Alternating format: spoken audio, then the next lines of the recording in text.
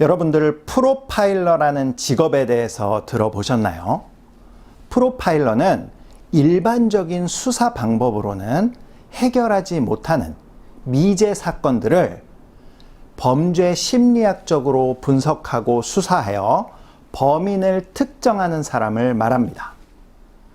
오늘 저와 여러분들은 이 프로파일러가 되어서 강 건너에 있는 한 마을을 수사하게 될 것입니다. 자, 준비되셨나요? 그 마을로 가기 전에 제가 먼저 그 마을에 대한 간단한 브리핑을 해드리겠습니다. 먼저 그 마을은 갈릴리라는 큰 강 건너편에 있었습니다. 강을 건너야 했기에 섬처럼 느껴지고 그곳에 사는 사람들도 대단히 폐쇄적이었죠.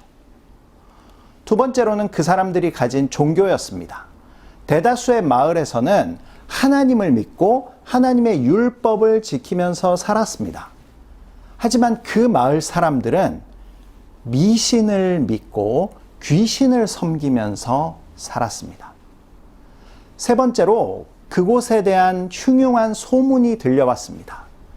그곳에 어떤 사람이 귀신들에게 사로잡혀 큰 고통을 당하고 있다는 것입니다.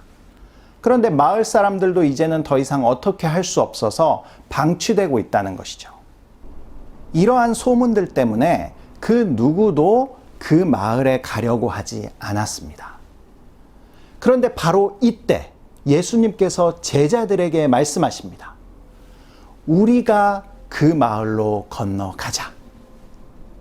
자, 이제 예수님과 제자들을 따라 그 마을로 들어가 보겠습니다. 먼저 이 마을에 도착하자 악취가 진동했습니다. 어떤 냄새냐고요? 바로 돼지 분뇨 냄새였습니다.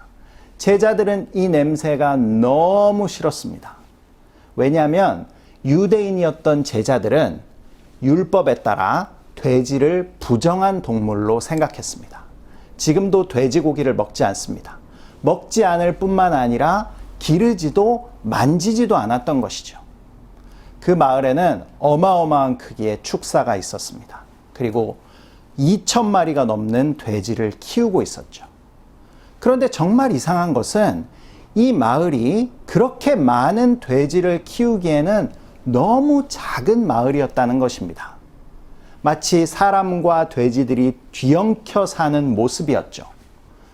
당시 수천 마리의 돼지떼의 경제 규모는 지금으로 치면 수십억에 달하는 것이었습니다.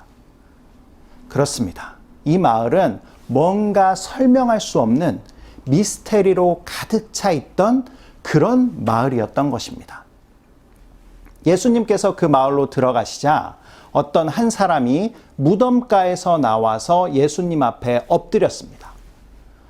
그런데 그 사람 행색이 무척 비참했죠. 옷을 입고 있지 않았습니다. 그리고 온 몸에는 흉터 자국과 화상 자국으로 가득했습니다. 이 사람은 막 소리를 지르며 자신의 몸을 자해하고 사람들에게 폭력적인 모습을 보였죠. 그래서 사람들은 이 사람을 격리했고 함께 할 수 없었습니다. 바로 본의 아니게 이 사람은 그 마을에서 왕따를 당하고 있는 것이죠. 여러분들 살면서 집단 따돌림, 이 왕따가 있는 공동체를 보신 적이 있을 것입니다. 이러한 공동체에는 세 가지의 부류의 사람만 존재합니다. 첫 번째로 왕따 시키는 사람, 그리고 왕따 당하는 사람, 그리고 그 모습을 지켜보고 있는 사람들입니다. 얼핏 보면 왕따를 당하는 사람만 피해자인 것 같은데 시간이 지나고 보면 모두가 피해자였다라는 것을 쉽게 알 수 있습니다. 왜냐하면 모두 영적 어두움 가운데 사로잡혀서 살았기 때문입니다. 왕따를 시키는 사람은 자신의 기득권을 잃는 것이 두려워 그 일을 도저히 멈출 수 없는 것입니다.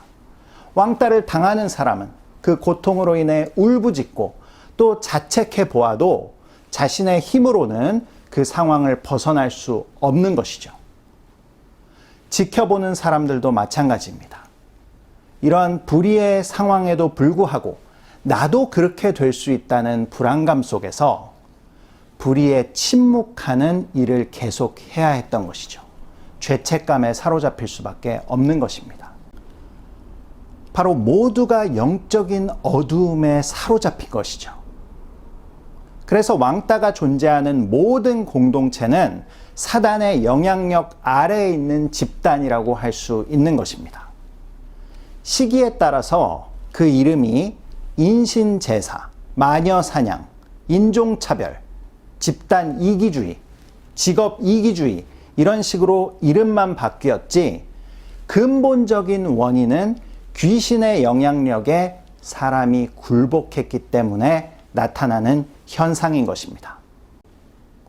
그래서 예수님께서는 오늘 그 문제가 무엇인지 분명하게 말씀해주고 계신 것입니다. 예수님은 그 사단의 이름을 물었습니다. 이름에는 존재의 근원이 담겨 있죠. 이 사단의 정체는 레기온, 군대 귀신, 바로 귀신 떼였습니다.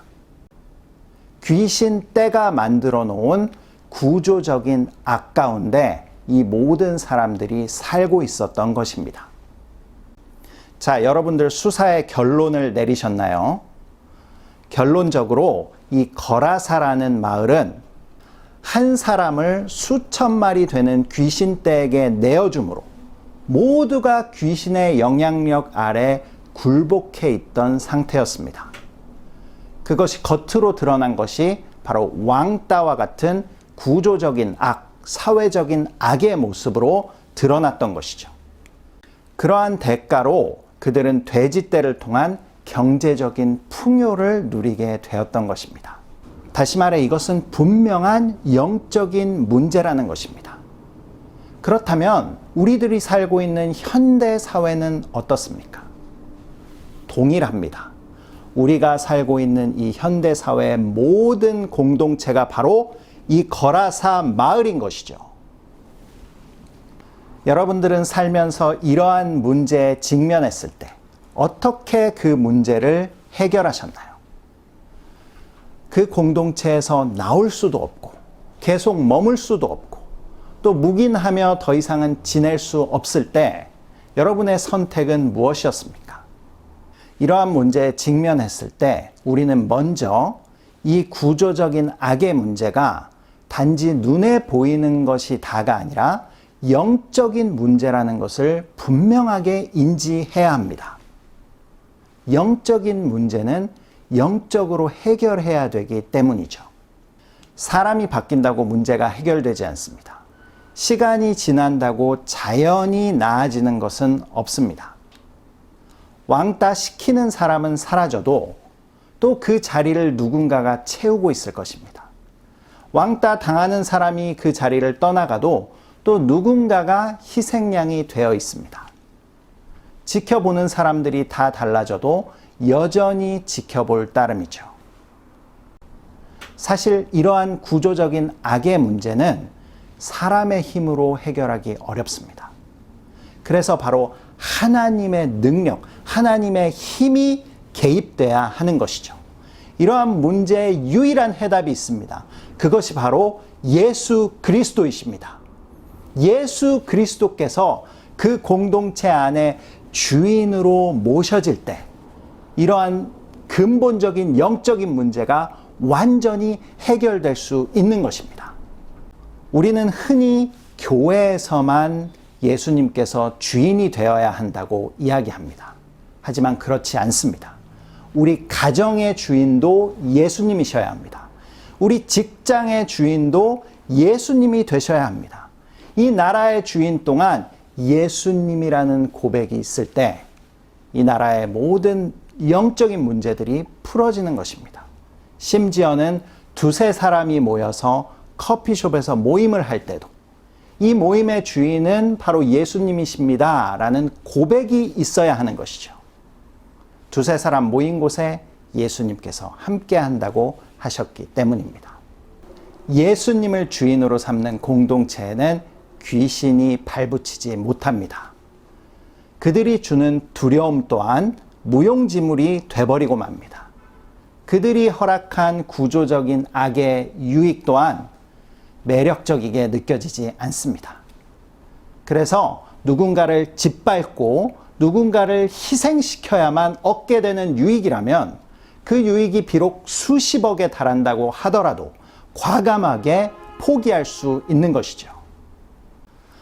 오늘 여러분들이 속한 모든 공동체 안에 예수님께서 주인으로 오셔서 예수님의 정신, 예수님의 마음, 그분의 영으로 가득 차게 되는 그러한 귀한 날이 오늘이 되시기를 축복합니다.